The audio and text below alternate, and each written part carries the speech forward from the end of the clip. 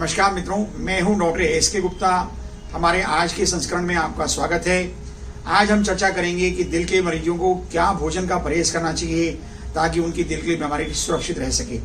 देखिए, सबसे पहले तो दिल के मरीज जानना चाहते हैं कि क्या फैट वो खाएं, किस प्रकार का फैट खाएं ताकि उनका कोलेस्ट्रॉल ना बढ़े। नसों के अंदर जो है कोलेस्ट्रॉल डिपॉजिट होता है और कोलेस्ट्रॉल बॉडी में बनता है फैटी फूड खाने से।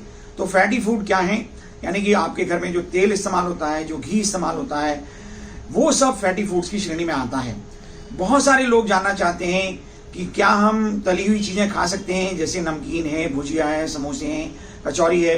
जी, ये जो चीजें हैं इनके अंदर फैट ऊपर से नजर नहीं आता, लेकिन इनको जो बनाया जाता है तो इनके अंदर बहुत ज्यादा फैट की मात्रा होती है। अतः इस प्रकार की चीजों के लेने से बचें। दूसरी चीज जो होती है, जो आप अपने घर में फैट का इस्तेमाल करते हैं, वो बहुत कम मात्रा में इस्तेमाल करें।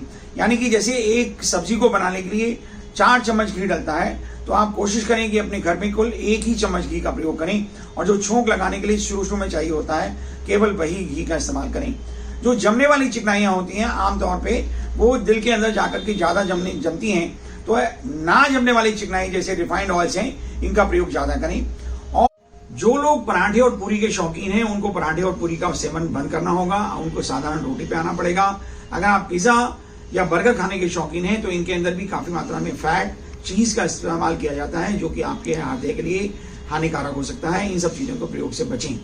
भोजन बनाने के जो बर्तन आते हैं, जिनको हम बोलते हैं नॉन स्टिक वेयर, उनको जो है यूज करने से ज्यादा फायदा होता है, क्योंकि इनके अंदर जो है घी जलता कम है और घी कम मात्रा में लगता है, और इस प्रकार से घी कम लगते हुए भी सब्जी के अंदर चिकनाहट आ जाती है, इसी प्रकार का स्वाद बन जाता है। तो इनके यूज करने में कोई नुकसान नहीं है।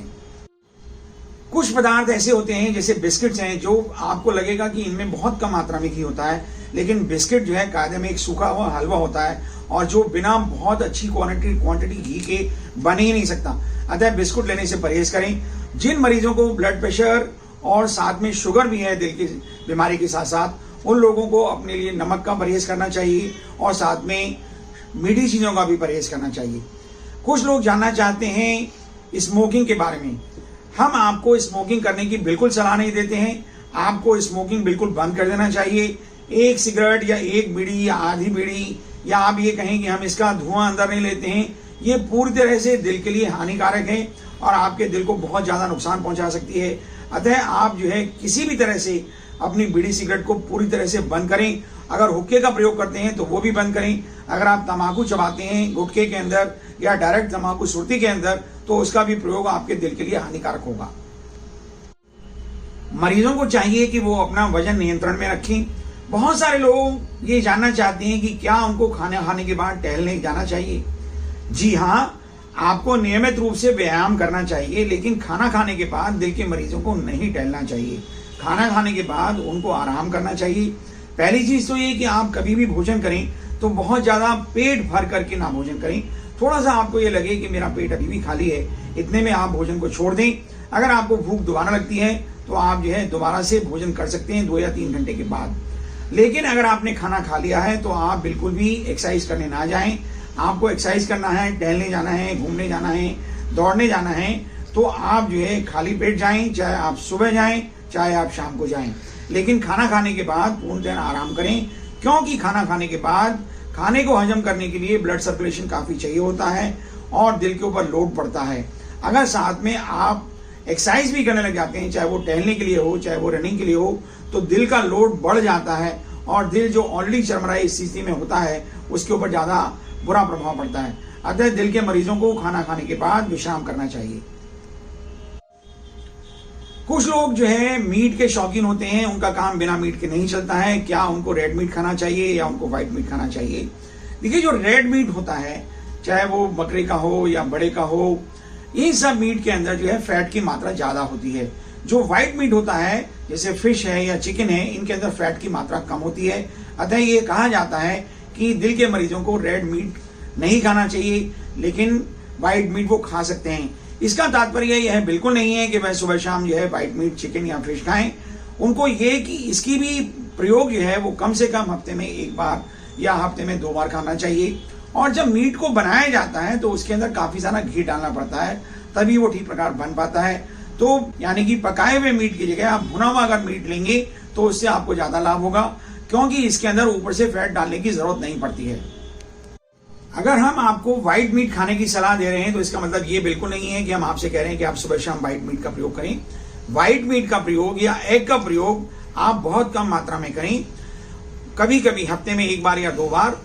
और अगर आप अंडा खाने के शौकीन हैं तो आप अंडे की जर्दी का इस्तेमाल बिल्कुल ना करें, केवल अंडे के व्हाइट पोर्शन का। कुछ लोग चाय के बारे में पूछना चाहते हैं कि वो कितनी चाय प्रयोग कर सकते हैं, और कुछ लोग ग्रीन टी के बहुत ज्यादा शौकीन होते हैं। देखिए, ग्रीन टी के अंदर इस प्रकार के तत्व होते हैं जो कि हार्ट रेट को बढ़ा देते हैं। कैफीन कॉफी के अंदर भी और आम चाय के अंदर भी इस प्रकार के तत्व होते हैं जो कि आपके हार्ट रेट को यानी कि हार्ट के ऊपर दबाव को बढ़ा देते हैं। अतः चाय का प्रयोग कम से कम करें, और आप ग्रीन टी का प्रयोग करते वक्त ये महसूस ना करें कि ग्रीन टी आपके लिए पूरी तरह सुरक्षित है।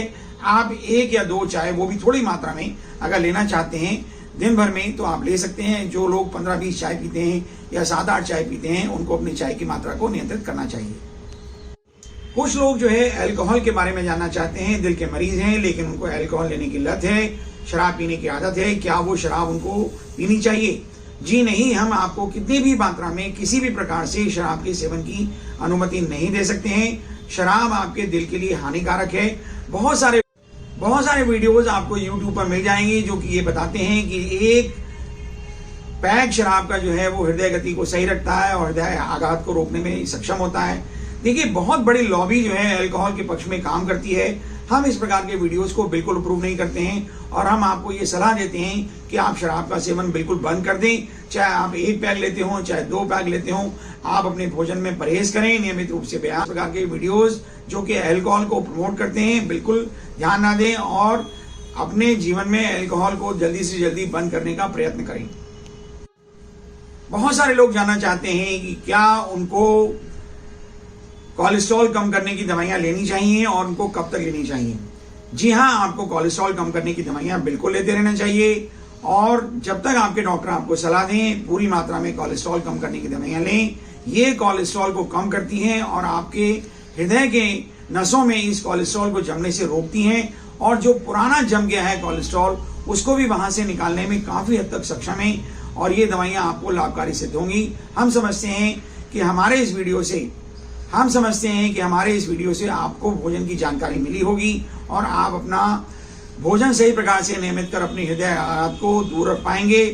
हमारे वीडियोस को लाइक कीजिए, हमारे चैनल को सब्सक्राइब कीजिए, और ज्यादा से ज्यादा इसको अपने मित्रों में शेयर कीजिए ताकि ज्यादा से ज्यादा लोग इसका फायदा उठा सकें। धन्यवाद।